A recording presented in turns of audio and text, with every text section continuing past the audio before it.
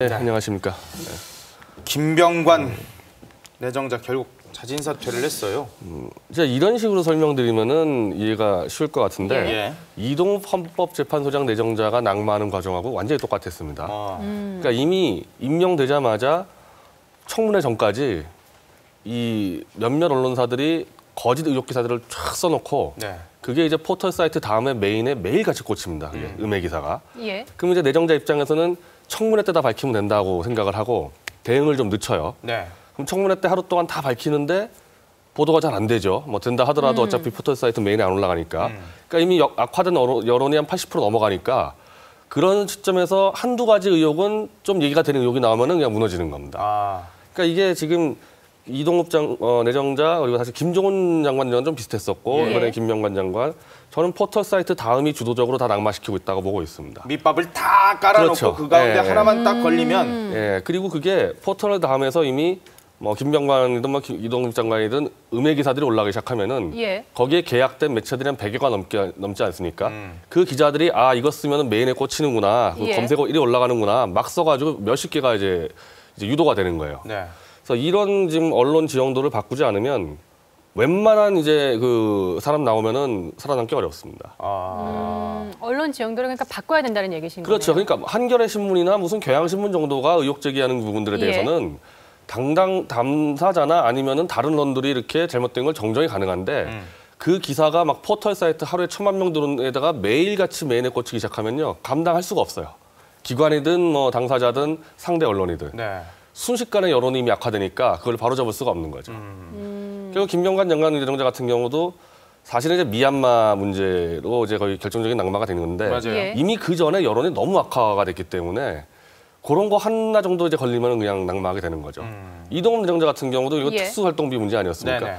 한 20몇 가지가 다 거짓 의혹이었는데 하나 걸리면 이제 그때 결정이 나버리는 거죠.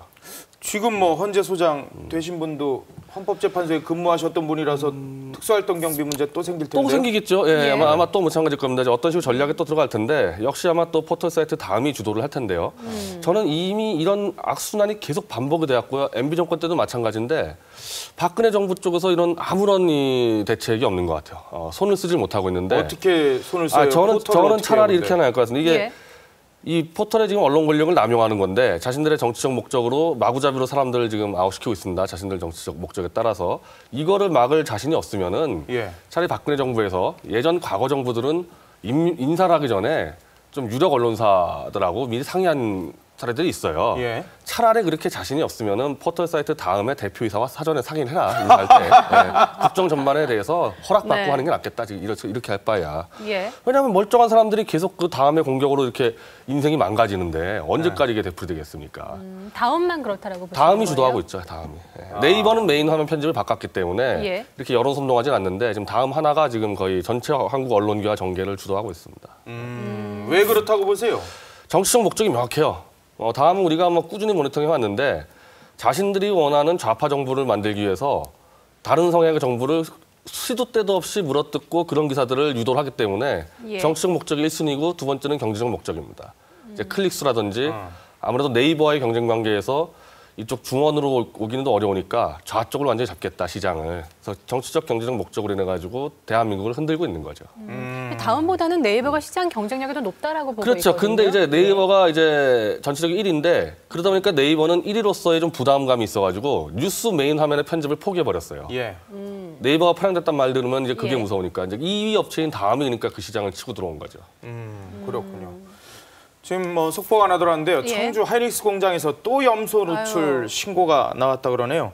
이 계속해서 지금 이런 화학 물질 누출 신고가 나타나는데 대기업들의 안전 불감증도 상당히 좀 심각한 것 같습니다. 좀 관리를 좀 잘해서 피해가 좀 제발 없었으면 하는 이 시설의 노후화도 잘 점검을 해야 될 문제인데 잠시 뒤에 자세한 소식들은 들어오는 대로 또 전해드리도록 하고요.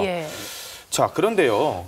일단 뭐 다음이 그렇든 뭐 어디가 그렇든 인사에 흠결이 있어서 낙마를 한 거 아니겠습니까?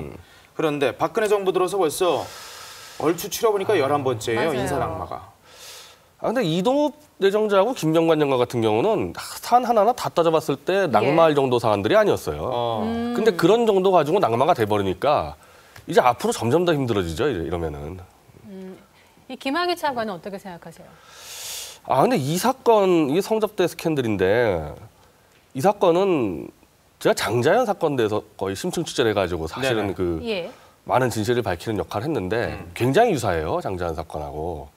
왜냐하면 사업자들끼리 관계에서의 이권 다툼을 하다가 그 사업자들이 로비를 한 것이 엄청나게 부풀려져가지고 경찰에 신고가 되고 경찰에서 언론에 넘어오는데 이게 장자연 사건 똑같습니다. 그때도 그랬습니다. 지금도 마찬가지인데 이런 부분이 있는 거죠. 제가 이 진실은 아직까지 취재를 정확히 못해서 확답 못하지만은 로비를 한 사람 입장에서는 한 유력 권력자와 술 한잔 한 걸 가지고 엄청나게 부풀려서 얘기합니다.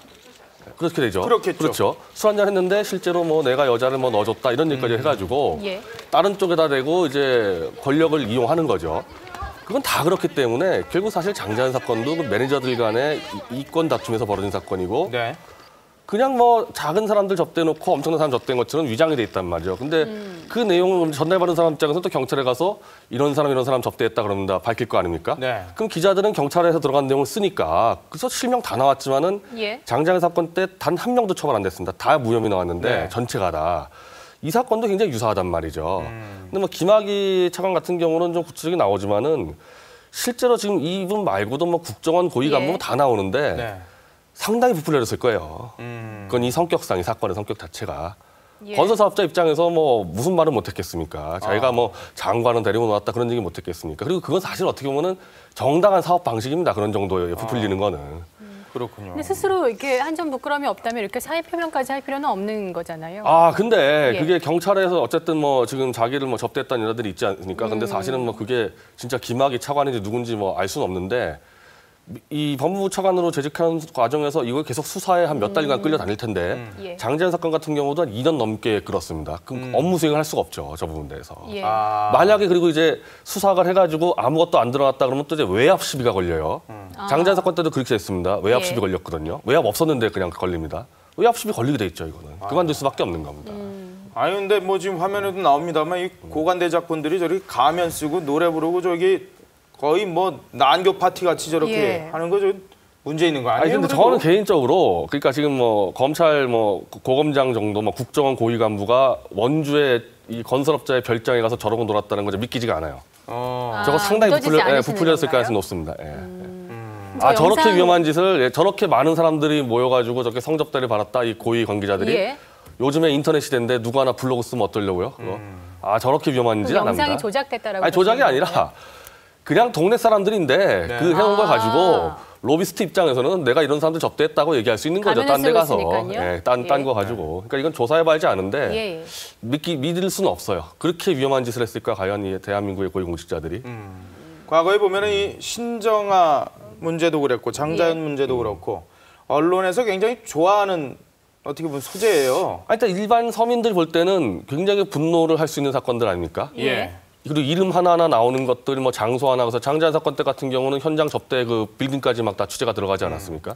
그러니까 선정적이기도 하고. 근데 결국 나온 거 아무것도 없어요. 그 나온 거 없는 정도가 아니라 엄청난 피해자들이 양산됐죠. 이름가 공개돼가지고.